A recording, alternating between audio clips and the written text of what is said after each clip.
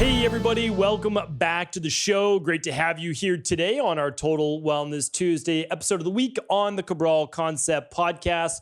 Whether you're watching this on video or listening on audio, I appreciate you. Thanks for tuning in. Thanks for downloading the show and subscribing. It is great to be able to teach on a daily basis. It is my favorite thing to do, all things wellness, body transformation, anti-aging, etc. So what I want to share with you here today, though, is the top 10 anti-inflammatory foods.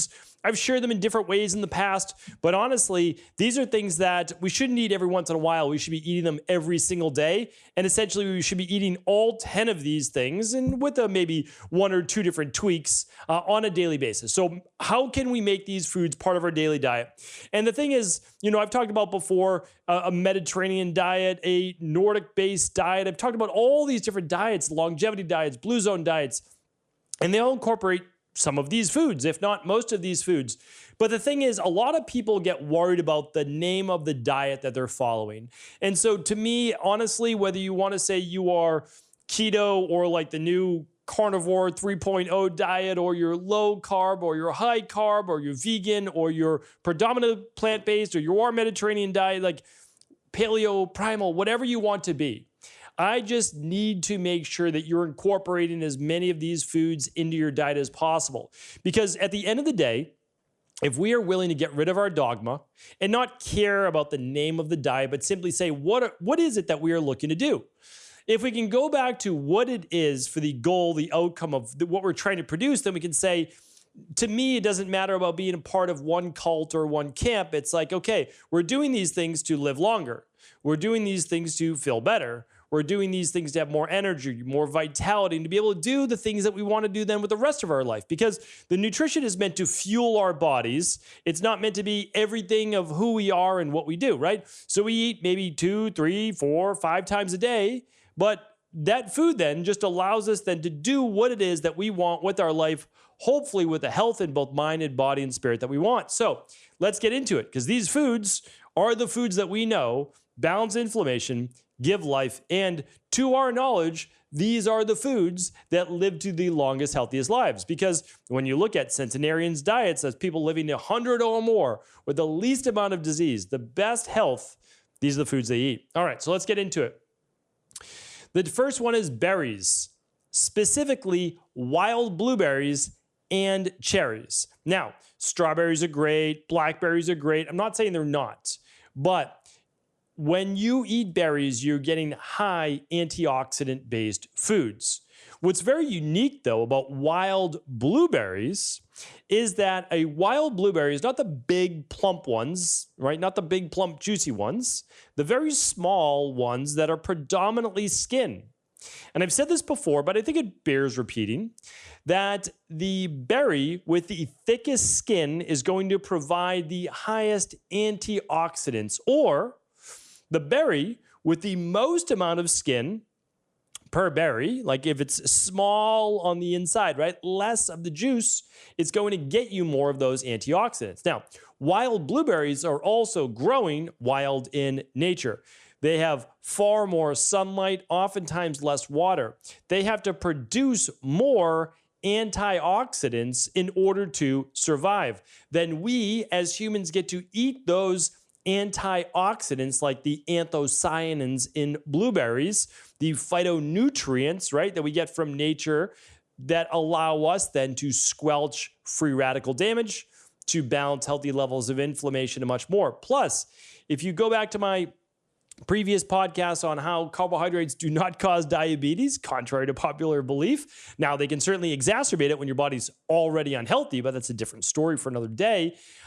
You'll see that actually blueberries lower your body's blood sugar when eaten with a meal or smoothie or whatever it might be. And again, this is all PubMed, scientifically validated, NIH, et cetera, based studies. These are not my studies. These are studies that, again, I have no dogma. I have, as I like to say, no dog in the race. I don't care what the best diet is by any way, shape, or form. All I want to do is help me, help my family, help those in our practice, and the entire world to live a healthier, happier life for as long as humanly possible. Because, again, I always say this, but you know, if you can live to 100 or 120, but actually enjoy those years, and be active and get to see your, grandkids and maybe even their kids, you have to understand is like, that is the goal for a lot of people, right? The goal for a lot of people is to be able to enjoy their life. And what I want to do is just make sure you stay healthy so that you're not medicated. The average older adult's on 4 different medications. That's just the average. Many people are on many more. Well, again, we need to look towards the food we eat first as to getting off of many of those medications. So cherries is another one I named. I wanted to name cherries because of the nitric oxide, the NO2 that we're getting from cherries. We are able to not only help reduce levels of uric acid and gout, etc., but those tart cherries can actually provide a lot of the precursors for NO2, which is going to help with circulation and energy in the body. All right, so the first one is berries. The second one is fatty fish. Now, many people are vegan or plant-based and they're not eating any fish, okay? Understand, you can bypass this one. But what I will say is this. People do seem to be even healthier if they get a little bit of fish in their diet. I just want to add that. Like, even if you're not eating meat or eggs or dairy, I understand. And again, obviously, you're not going to eat fish if you are believing in the reason for being a vegan for more of the spiritual, animal, and sanctity-based reasons. And I totally understand that. I respect that. I respect that completely. But if you're doing it for overall health reasons, and only for health reasons, you may actually want to check out the research on, and I provide a lot of this at stephencabral.com/podcast, on omega-3s in reducing the omega-6s in your diet.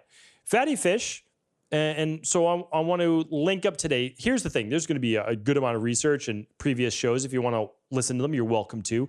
They're going to be at stephencabral.com/2454. stephencabral.com/2454. If you want to head over there, the big 3 takeaways of the day. I'm going to link up a show on high omega-3 fish. Then I'm going to link up another one on the highest to lowest mercury fish, because you don't want to eat fish that are higher in heavy metals like mercury. So that's important. Okay, but there are some fatty fish like sardines and anchovies and mackerel and wild salmon that are going to provide you with a high level of anti-inflammatory omega-3s, given that they are wild caught and not farm raised. Really important as well. So that is going to help balance the high levels of omega-6s. Now, again, even if you are plant-based, keep in mind you could be eating high levels of omega-6s in your diet. You need something to balance that out. Now, the easiest way to do that is with fatty fish. You can get it from other sources. They're just not easily absorbed in the body. Chia seeds, flax seeds, okay, absorption. About 6 to 14% or so is the absorption from ALA down to EPA and DHA. So just kind of keeping that in mind. It's not like you can't, but many of the omega-3 sources for a completely plant-based diet as well also have omega-6s, because they often have omegas 3, 6, and 9s. Again, nothing wrong with that, but what I'm sharing with you is that if you are willing to eat some fish, animal-based proteins, a fatty fish would top that list for sure. All right, number 3 is going to be cruciferous vegetables, and I would say ideally, if you're looking at all your cruciferous vegetables out there, and you say, well, I don't really like cruciferous vegetables, but I'm willing to eat some if it really is that powerful and healthy for my body. All right, if I could only choose one, and oftentimes I do, it's broccoli. Now, over the years, I have literally just taught myself to eat broccoli, kind of take my mind out of it, and honestly, over the years, then I've really come to enjoy it. And so you can crisp it up in the oven, you can cook it however you want to cook it, but it should be cooked. That's a better way to absorb the nutrients from any cruciferous vegetable. It makes it far healthier for the body. And you are then going to be able to enjoy what is called the sulforaphane. So again, you get all the antioxidants and basically a net zero calorie, high fiber-based vegetable. And you get the sulforaphane, which helps with detoxification. And it's very low on the inflammatory index, meaning it's actually anti-inflammatory. Obviously, I'm sharing with you anti-inflammatory foods here today. All right, so that's a big one. Of course, you could eat, what else? Cruciferous vegetables. There would be Brussels sprouts and cauliflower, and there's the broccoli, there's the bok choy, there's kale. So you can just look up cruciferous vegetables and you can get all the benefits from those. Try to get in a couple of cups per day. If you're dealing with something like PCOS, or you're dealing with estrogen dominance, or you're dealing with higher testosterone to estrogen conversion, you're dealing with any type of toxicity, I do recommend 3 or more cups per day. And that could be as easy as 1.5 at lunch, 1.5 at dinner, if you want to do that in addition to other veggies. Okay. All right. Number 4 is olives and cold pressed single source organic olive oil. So what, in a dark bottle, I always like to give you all the different caveats for olive oil. All right, it has to be single source. It has to be organic. It has to be first pressed.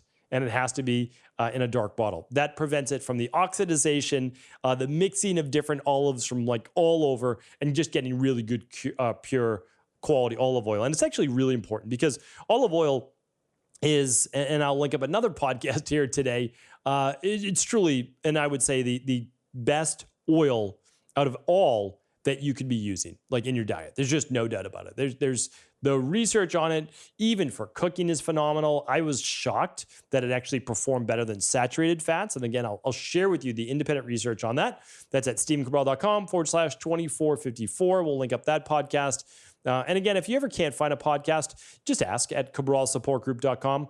We have a dedicated team that's happy to answer your questions right there. So just let us know. All right, so it has oleic acid. It's actually been shown to help fight against cancer cells. It's super anti-inflammatory, amazing product used by many blue zone-based cultures. All right, the 5th one, though, because I wanted to add one more. Well, what if you could have another fat? Avocado. So there's a lot of people on a maybe lower carb, and they're getting more of their calories from fat. Olives, olive oil, avocados, and even if you wanted to use some avocado oil, same principles, right? Organic, first pressed, cold pressed, and single source. It's going to be easier to get single source for avocado. Monounsaturated fat, right? Just like olive oil, and loaded with antioxidants. So super powerful, anti-inflammatory. Avocado is a strange one. You can qualify it as a fruit if you want, but really it's a healthy fat, and that's how we're looking at it. Okay, let's stick with the fats-based concept here. The other one is nuts. So walnuts, almonds, macadamia, those are great ones to add to your diet. How much? Just a couple tablespoons a day. That's literally it. So you could throw, and I'm actually drinking a smoothie here if you're watching this on video. This is a beautiful strawberry, mango, banana, and vanilla DNS shake right here. Take a little sip. So you could throw in, though, 1 or 2 tablespoons of, well, even if you want 2 flax seeds or something like that, you're welcome to, but almonds, macadamia nuts, walnuts, you can mix those into your shake if you want, or just crush them up and put them on a salad if you'd like to. And you're going to get some healthy fats in there. Those are super powerful in terms of anti-inflammatories. You're going to get some magnesium from them, which is great. Walnuts are going to be high in omega-3s. So it's a really nice one, and a really nice thing to add to your diet too. Some people, like myself, I don't do a lot of nuts. I'll do a little bit, but I don't do a lot. I'll do a little bit like chia seeds and macadamia nuts and items like that, but I don't do a lot, and that's okay. Again, I'm sharing you 10 big ones today that you can use in your own way. None of them are necessarily higher than others on the hierarchy. Like you can have any of these. You can customize your diet. But again, I wanted to share that with you because it is part of the unbiased research. Number 7 is tomatoes. So tomatoes, again, is not one that I eat every day, but I actually do eat tomatoes about once a week, maybe twice. And I prefer heirloom tomatoes. So, excuse me, heirloom tomatoes can be considered wild, or you can actually grow organic heirloom tomatoes. Those are the ones that are typically yellow and red, or they're purple and red. They're not your usual red ones that look so beautiful and shiny at your local grocery food store. You want the ones that have, they've lived a tough life out there in the in the garden. Just like the berries, right? The wild blueberries are not all the same size. They're all different shapes and sizes. Some of them are a little rough. And then the tomatoes, when you see a good heirloom tomato, it's warped, it's misshapen. I mean, those are some of the best ones, right? So you really want to look for good heirloom tomatoes. They contain something called lycopene. So again, these things are, all of these ones that I'm talking about here today, very powerful anti-inflammatory foods. But the lycopene is an interesting antioxidant as well that helps with, again, potentially it may help with cancer-based prevention, prostate-based issues, etc. So really nice one. It is, and I'll be naming one on number 9. That is a nightshade. So if you are someone that has kind of a genetic basis to reacting to nightshades, you just want to go easy on them. And I am one of those people for sure. With my past histamine issues and past allergy issues, I just go easy on them. That's all. I just go very, very easy on those and potatoes and, well, why don't I just move these around a little bit, and peppers. So what was number 9 is now number 8, and those are peppers. So I love peppers. I like spicy food. I love hot sauces. I'm always trying different hot sauces. My brothers and my brother-in-laws, it's funny because when we get together, we're always sharing, excuse me, we're always sharing like the new hot sauces that we're trying. And sometimes we'll have like 4 or 5 or 6 out at a time and use them as different dipping sauces. So I love spices, cayenne pepper, habanero peppers. I've had ghost peppers, all sorts of different ones. And it's quite enjoyable. But like, let's say you don't want spicy peppers. Now you could use bell peppers, right? So I think I talked about this just last week on really powerful anti-inflammatory, actually allergy-reducing foods. And many of these were on that list as well. And again, these are just like good quality foods we need to be adding to our diet, regardless of what the gurus out there say that are based on short-term fixes and not long-term results. So bell peppers, and that's the difference too. Again, like when you're online and you don't have, and you're not working in a practice where people see you week in and week out, and if they don't get the results they're looking for, well, you need to help them, right? So like when you're focused on the long-term results and you know what the efficacy is of what you are preaching and doing because you've done it for so long, then you don't need it, nor do you want any of the short-term fads, because people are just going to come back and be like, hey, it stopped working. And yeah, of course it did. It wasn't meant to work forever, right? So anyway, just wanted to share that. A little aside. So red and yellow and orange are the best. I pretty much tell people to stay away from the green ones that are just much higher in lectins and not as ripe. And that's that. Now, if you love green peppers, then, well, enjoy your green peppers. Who am I to say? All right.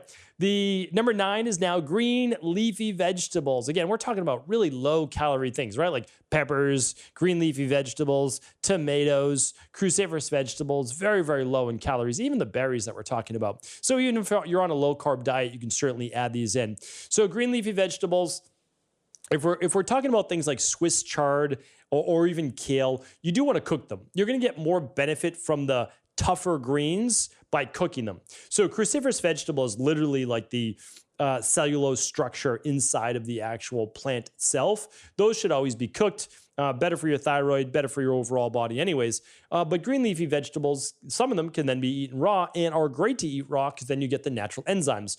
So like a Bibb lettuce, a romaine lettuce, what else?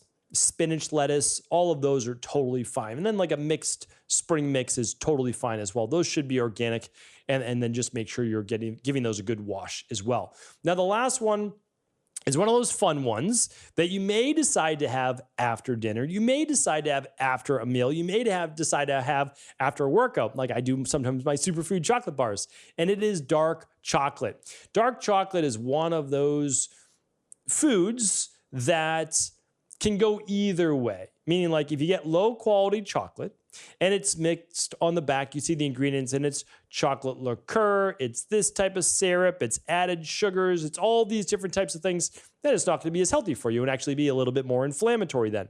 But it's anti-inflammatory if you're looking for a 70 plus, minimum 70 plus dark chocolate, and the ingredients are pure. Very few ingredients, all from nature. And that is something that is actually quite anti-inflammatory, quite powerful. Now, I actually don't like people to have dark chocolate after dinner, and that's because there's actually a little caffeine in dark chocolate, believe it or not, there really is. And it can mess with some people's sleep. And I just prefer people to say like, hey, if you need a little something mid-afternoon or a little something after lunch, have it then. Much, much better than even after a workout, because you'll be able to use that. So that is today's list. Those are the top 10 anti-inflammatory foods. I wanted to share that with you. I think most people can start to add these into your diet. So I really want you thinking like, okay, how can I add a cup of berries every day? How can I maybe get some fatty fish in 2, 3, 4 times a week? What about cruciferous vegetables? How about some olive oil? That's an easy one, right? How can I add that to a dish every day? What about slicing up a half an avocado or a whole avocado? And can I add 1 or 2 tablespoons of nuts a day? What about tomatoes? How often could I eat those? Can I have a salad, a side salad with one of my meals? Peppers, can I dice some bell peppers up on any of my dishes or add a little bit of spice in there? And then dark chocolate, if you want to enjoy that, you're welcome to, whether it's superfood chocolate bar or whether it's your favorite dark chocolate by some of the companies that I love and have talked about before, you can do that as well. So hopefully today's show was helpful. That is it for today. Of course, I'll be back tomorrow bringing you another Cabral concept. Take care, everybody.